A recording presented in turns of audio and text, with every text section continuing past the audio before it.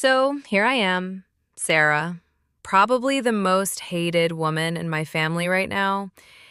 And the question that keeps swirling in my head, the one that strangers hurl at me online, is am I a bitch for ruining my brother's wedding? Buckle up because it's a long story, and honestly, I still don't know the answer. My brother Tom is, well, he's Tom, golden child, always has been. Charming, handsome, successful, the kind of guy who makes you want to punch him, but then he smiles and offers you a beer and you forget why you were angry. He met Emily about 2 years ago. She was beautiful, sophisticated, and seemed absolutely smitten with him. Everyone loved her. My parents adored her. My aunts and uncles gushed about how perfect she was for Tom. Even I liked her, initially. She was always polite, remembered my birthday, and seemed genuinely interested in my life, or at least she pretended to be. Tom proposed after a year, and the wedding planning began almost immediately. It was going to be a lavish affair. A vineyard, a designer dress, a celebrity DJ, the whole 9 yards. My parents were footing most of the bill, which honestly didn't surprise me. Tom always had a way of getting what he wanted. I was a bridesmaid, of course, assigned the duties of calming Emily's pre-wedding jitters, planning the bachelorette party, which was held in Vegas and paid for by my parents, and generally being supportive. I even swallowed my own anxieties about Tom marrying someone so seemingly perfect. Something about Emily always felt a little off to me, but I couldn't quite put my finger on it. Then came the week before the wedding. I was tasked with picking up Emily's dress from the bridal boutique. It was a ridiculously expensive gown, all lace and silk, and Emily was practically glowing when she saw it. "Thank you, Sarah, you're the best," she squealed, hugging me tightly. I smiled, but the hug felt forced, as if she was acting. I brushed it off, attributing it to pre-wedding stress. Later that day, I had to drop off some documents at Tom's apartment. He was working from home, swamped with last-minute wedding preparations. As I approached his building, I saw Emily across the street, getting out of a sleek black sports car. I didn't think much of it at first, assuming she was just meeting someone, but then a man emerged from the driver's seat. A very attractive man, I might add. And then they kissed. A long, lingering kiss. The kind that made my stomach churn. I froze, my brain short-circuited. What the hell was going on? I watched dumbfounded as they embraced again, whispering something I couldn't hear. Then Emily pulled away, straightened her dress, and walked in the opposite direction. The man got back in his car and sped off. My first instinct was denial. Maybe it was a cousin, a friend. But the intensity of the kiss. No. It was undeniable. Emily was cheating on Tom. My perfect golden boy brother was about to marry a woman who was betraying him. I felt sick. I felt rage. I felt conflicted. What was I supposed to do? I spent the next few days in turmoil. I couldn't sleep. I couldn't eat. Every time I looked at Tom, excitedly talking about his future with Emily, I felt a knot of guilt tighten in my chest. I tried to convince myself that maybe I had misread the situation. Maybe it was just a harmless goodbye kiss. But deep down, I knew the truth. I confided in my best friend, Chloe. She's always been the voice of reason in my life, the one who can cut through the emotional BS and offer practical advice.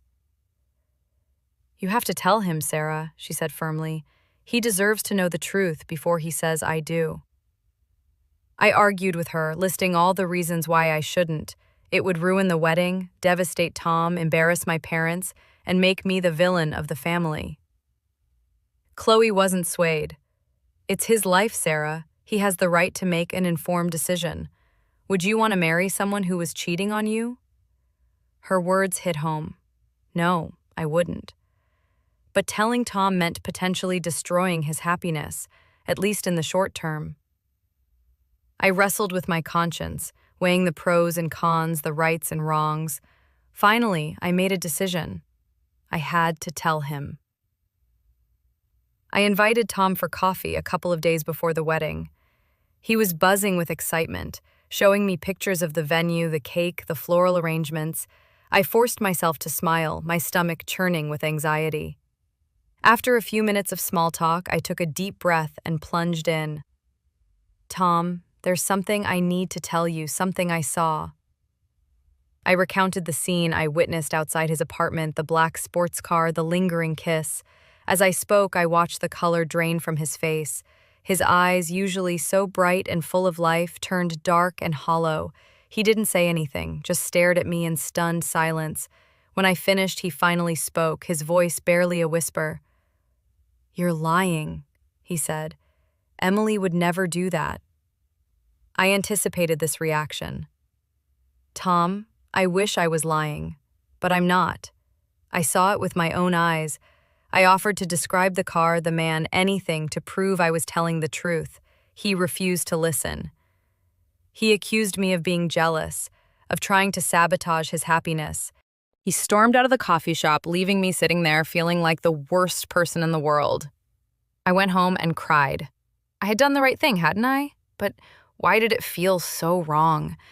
I called Chloe, and she reassured me that I had done the best I could, but her words offered little comfort. I had hurt my brother, possibly beyond repair. The next day, the day before the wedding, Tom called me. His voice was cold, distant. "I talked to Emily," he said. "She told me everything. Apparently you've been spreading lies about her, trying to ruin our wedding." My heart sank. Emily had lied to him, twisted the story, and turned him against me. "Tom, that's not true. I saw her," I pleaded, but he hung up on me. That was it. I was officially persona non grata. My parents sided with Tom and Emily, convinced that I was making everything up. My aunts and uncles whispered behind my back, calling me a jealous, bitter woman. I was alone. The day of the wedding arrived. I was still a bridesmaid despite everything. My parents insisted I fulfill my duties to avoid causing a scene. I put on the ridiculously expensive dress, plastered on a fake smile, and tried to pretend that everything was normal. But inside, I was a mess. The ceremony was beautiful, sickeningly so. Emily looked radiant in her white gown. Tom stood proudly beside her, beaming. As they exchanged vows, I felt a wave of nausea wash over me. I couldn't do it.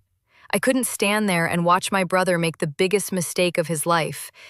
Just as the priest was about to pronounce them husband and wife, I snapped. I couldn't hold it in any longer. I stepped forward, my voice trembling, and shouted, "Stop! I have something to say." The entire wedding party froze, staring at me in shock. Tom's face turned crimson. Emily's eyes widened with panic. "Emily is cheating on you, Tom," I blurted out, my voice echoing through the silent vineyard. "I saw her kissing another man. You can't marry her." Chaos erupted. Gasps, murmurs, and shouts filled the air. Tom looked at me, his expression a mixture of anger and disbelief. Emily burst into tears, denying everything. My parents rushed towards me, trying to drag me away. But I wasn't finished. I pulled out my phone and showed everyone a picture I had managed to snap of Emily kissing the man in the black sports car. The photo was grainy, but it was undeniable. Emily's face was clearly visible. The murmurs turned into gasps. Tom stared at the photo, his face slowly crumpling. He looked from the picture to Emily, then back again. Finally, he spoke, his voice shaking with rage. "Is this true?" he demanded. Emily, cornered and exposed, broke down completely. She confessed everything. She had been having an affair for months, she said.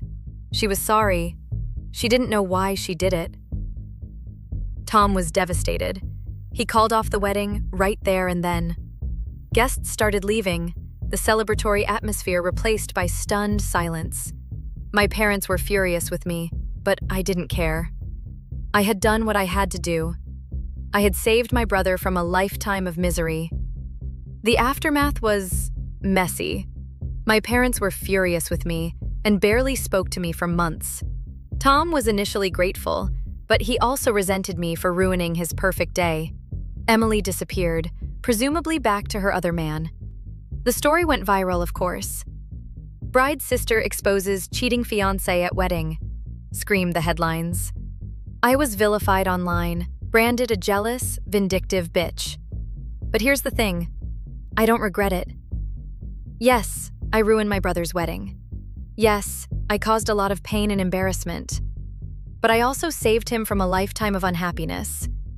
A few months later, Tom started dating someone new, a kind, genuine woman who actually cared about him. He's happy now. He even thanked me, eventually. He said he realized I had done what I thought was best, even if it was incredibly dramatic. So, am I a bitch for ruining my brother's wedding? Maybe. But I'm also a sister who loves her brother and would do anything to protect him. And sometimes, doing the right thing means making difficult choices, even if those choices make you the villain. I chose to protect my brother, even if it meant sacrificing my own reputation, and I would do it again in a heartbeat.